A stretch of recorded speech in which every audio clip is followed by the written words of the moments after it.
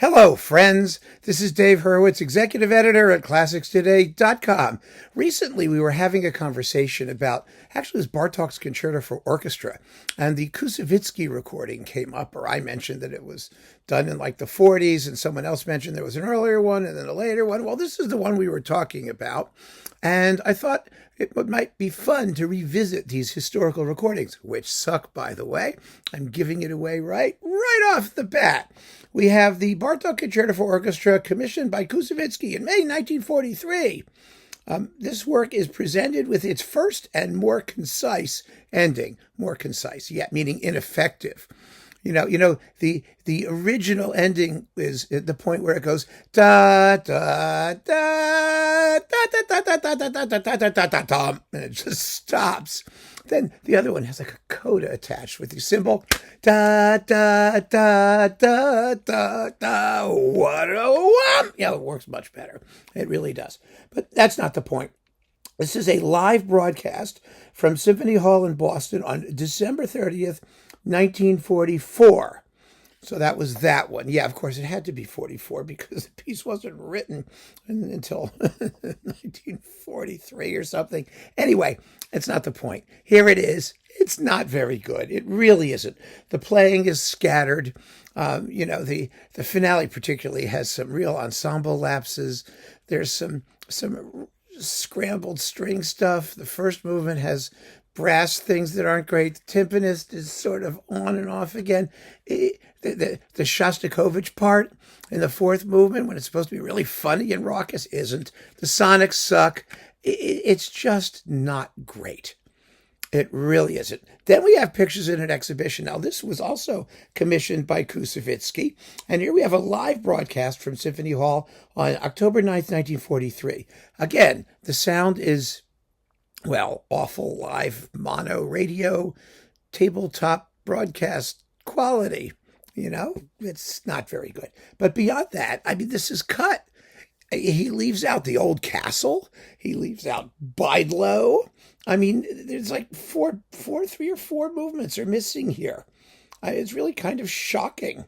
And so, it's kind of like, well, I keep saying kind of. No, it is.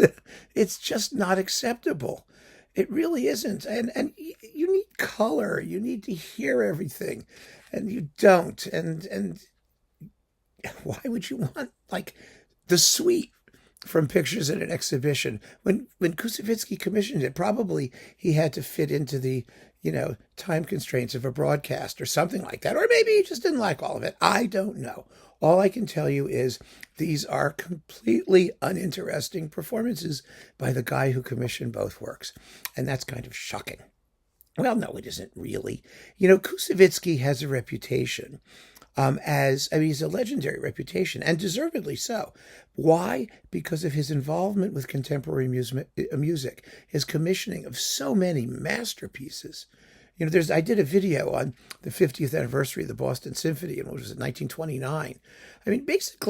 Basically, the entire 20th century orchestral repertoire was either commissioned by the Koussevitsky Foundation. He was using his wife's money very, very wisely, as it turns out.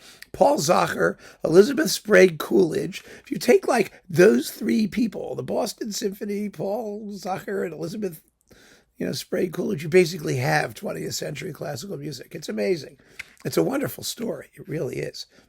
The great foundations that commissioned these great works. But Koussevitsky was known for that, but not so much for his actual performances of the stuff that he commissioned. That's another question. That's another issue. Now, apparently there's a Koussevitsky box in the works. I'm hoping, because I really want to go back and listen to all this stuff in the best possible sound and see how well it lives up to his reputation.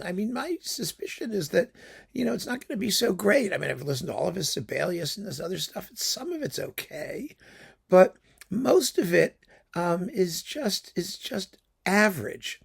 However wonderful he may have been, and some people say he was thrilling live, and of course he mentored Leonard Bernstein, which was a good thing. But, these live performances don't do him any credit. Neither him nor the Boston Symphony, frankly. And so, here they are on Naxos Historical. You can listen to them yourself and draw your own conclusions. But really, you want to hear the Boston Symphony do the Bartók Concerto for Orchestra? Get the Kubelik recording on Deutsche Grammophon. It's dazzling. It's amazing. For pictures in an exhibition, it's interesting. I'm trying to think. Is there any really great Boston Symphony recording of the Ravel orchestration of pictures in an exhibition? You'd think there would be, but no. Actually, I don't think any of the primo versions of pictures in an exhibition. Oh, that's what we were talking about, right? We were talking about pictures, not the Bartók. We were going through the Reiner pictures, and we were mentioning all the great American orchestras that had done pictures. And Boston, no, they just haven't. Maybe one of you guys remember one that I'm missing. But when I think of great recordings of pictures in an exhibition, I can't think of any with the Boston Symphony. And I think that's really astonishing. It's a real lacuna, as they say in the biz, in their discography. So anyway, here it is. Koussevitsky, the guy who commissioned them, doing them, and just about everybody else did it better. And that's a fact. So keep on listening, friends. Thanks for joining me. Take care.